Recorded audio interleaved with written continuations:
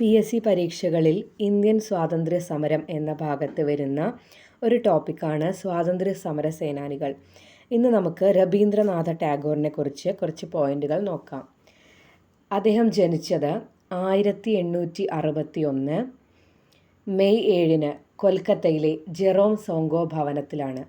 കൊൽക്കത്തയിലെ ജെറോം സോംഗോ ഭവനത്തിൽ മതപരിഷ്കർത്താവായ ദേബേന്ദ്രനാഥ ടാഗോറിൻ്റെയും ശാരദാദേവിയുടെയും മകനായിരുന്നു അദ്ദേഹം. 1913 അദ്ദേഹത്തിന് നോബൽ സമ്മാനം ലഭിച്ചു. ഗീതാഞ്ജലി എന്ന മനോഹരമായ കവിതാ സമാഹാരത്തിനാണ് അദ്ദേഹത്തിന് നോബൽ സമ്മാനം ലഭിച്ചത്.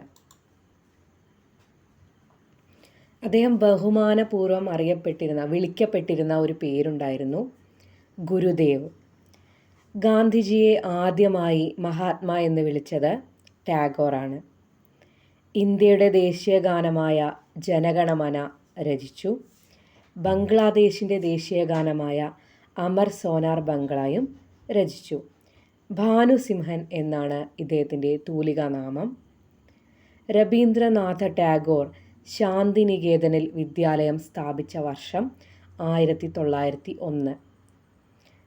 ടാഗോർ ശാന്തിനികേതനിൽ വിദ്യാലയം സ്ഥാപിച്ച വർഷം 1901. 1921 അത് വിശ്വഭാരതി സർവകലാശാലയായി മാറി. 1915 രവീന്ദ്രനാഥ ടാഗോറിന് സർ പദവി നൽകിയത് ജോർജ് അഞ്ചാമനാണ്. 1915 രവീന്ദ്രനാഥ ടാഗോറിന് സർ പദവി നൽകിയത് ജോർജ് അഞ്ചാമനാണ്.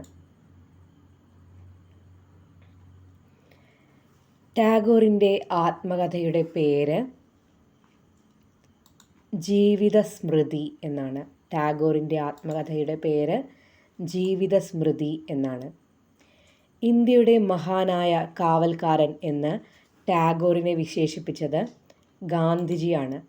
ഇന്ത്യയുടെ മഹാനായ കാവൽക്കാരൻ എന്ന് ടാഗോറിനെ വിശേഷിപ്പിച്ചത് ഗാന്ധിജി.